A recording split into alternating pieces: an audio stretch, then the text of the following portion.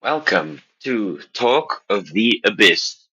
This is a podcast that I have created in the hopes of promoting my own book series that has been released on the web novel site.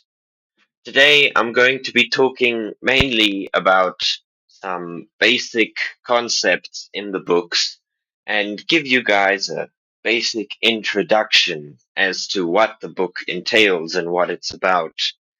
Currently, there is only one book that has been fully finished, with the second one on its way. This book series is planned to be 7 books long and hopefully to spin off into multiple different shorter stories. Now, why don't we get into the main topic of this episode?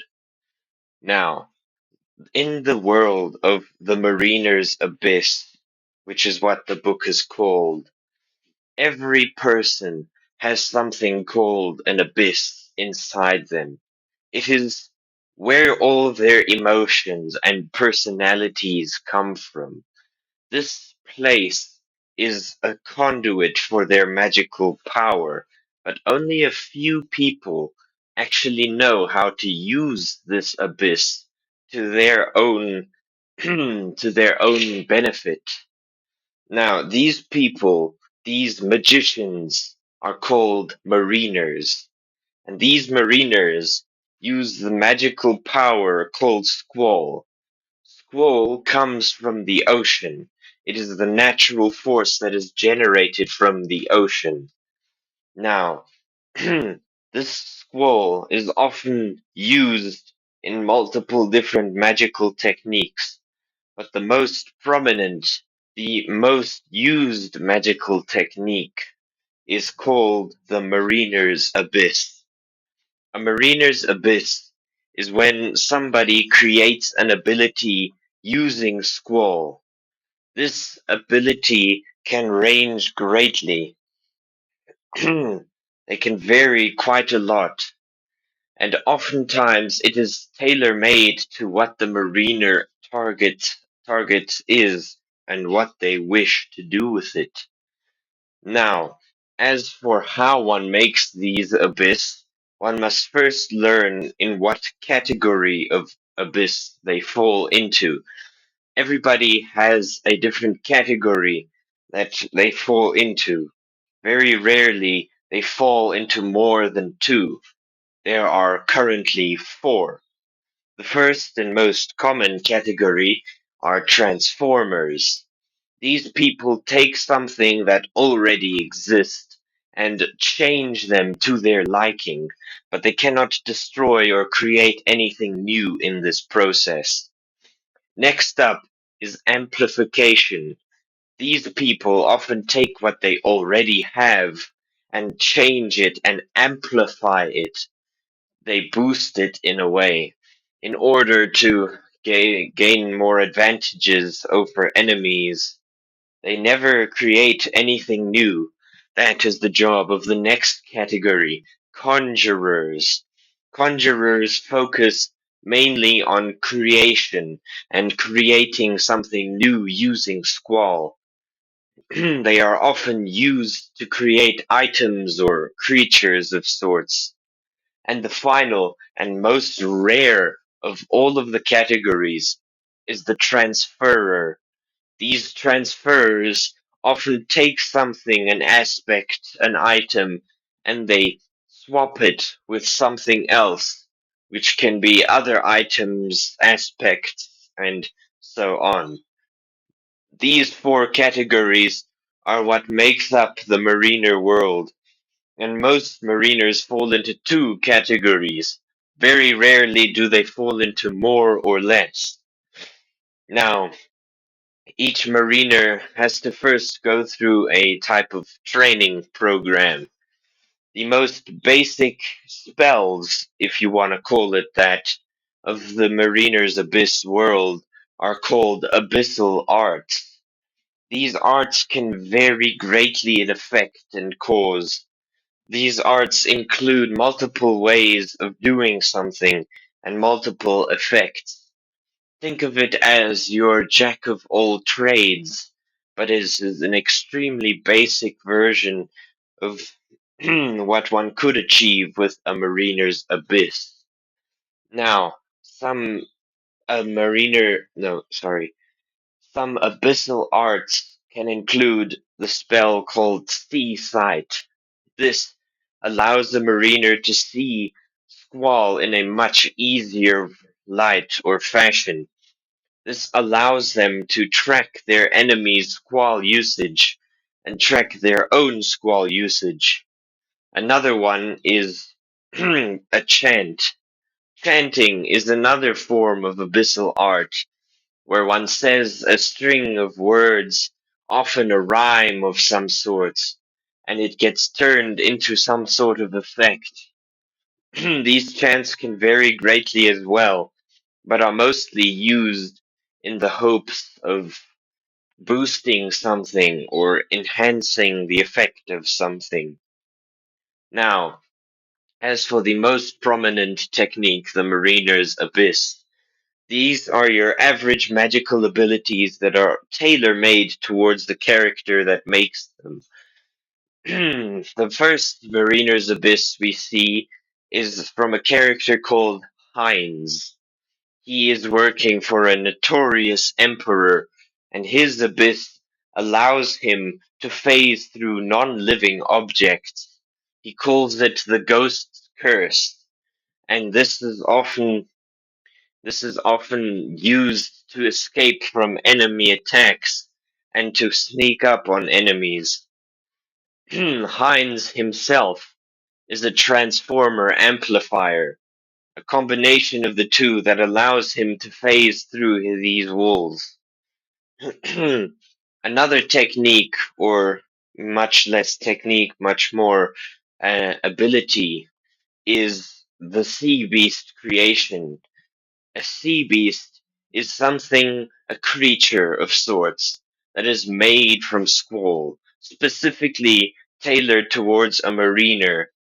These sea beasts are often used to enhance somebody's already existing mariner's abyss, or to enhance somebody's own agency, but is most often used to cover up where a mariner's abyss lacks. For example, if a mariner's abyss were to be very good at long range combat, a sea beast for that abyss would be tailored for close range combat so that a close range encounter would not um, so that it wouldn't prohibit the mariner as much. Now, the second or the last technique, the most basic but the hardest to pull off. It is one of the rarest techniques to see in the Mariner's Abyss world. This is called a sea territory. For all of my anime fans out there, think of this like a Bankai or a domain expansion from Bleach or Jujutsu Kaisen. But it works slightly differently. A sea territory is mainly a transferal type of technique. This allows a mariner to transfer rules and laws onto anybody who enters their territory or or to themselves. This is often done in a radius. Every sea territory has its own radius. The first sea territory we see is the call of Cthulhu, Cthulhu's sea territory. This territory enforces multiple major rules that contribute to his killer death game, but one of them includes that if anybody is to break one of the rules, that they would be forcefully given all of the information of the universe at once. This often results in mortals going insane and often dying due to these circumstances, or simply due to the fact that that they can't perceive that much information at once.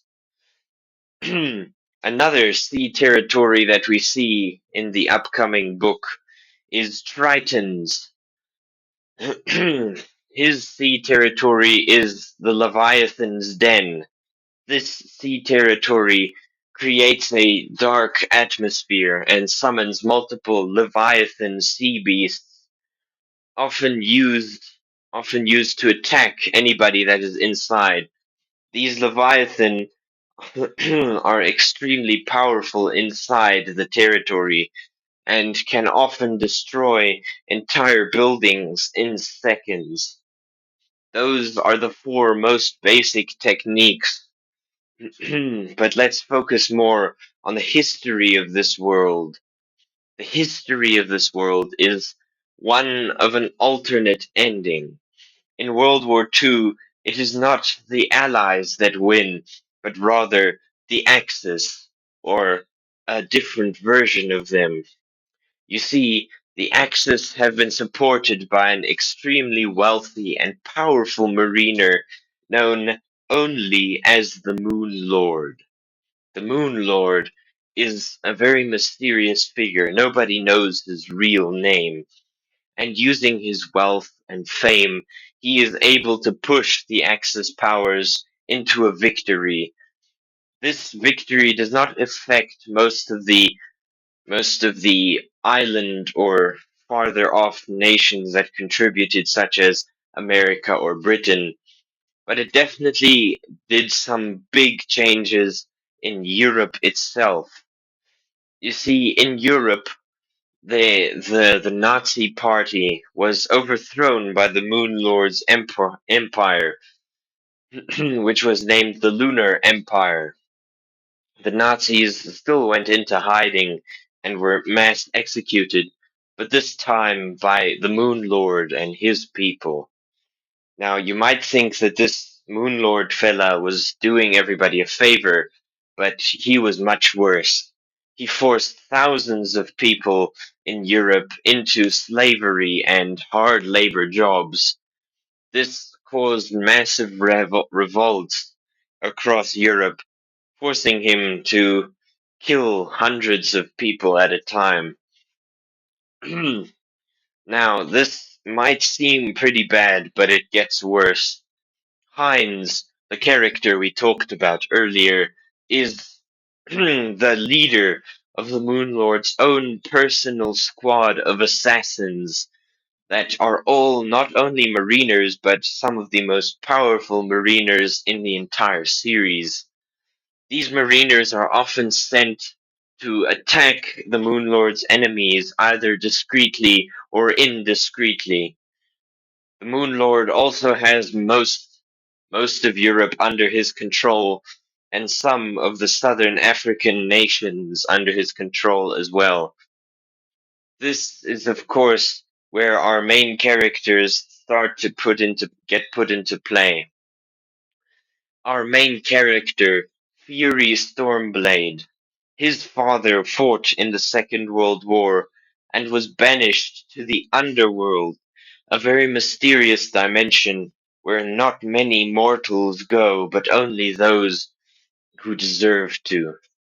Fury's father, Victor Stormblade, was not one of these people that deserved to go down there, but was sent regardless. The book starts with Fury recruiting the likes of a ragtag captain called Baldwin Eastwood in the hopes of finding where his father was locked up and free him. That is where the book officially starts. You can find the link to where the book is found in the description of this video. That'll be it for the first episode of Talking to the Abyss. I'll see you guys next time.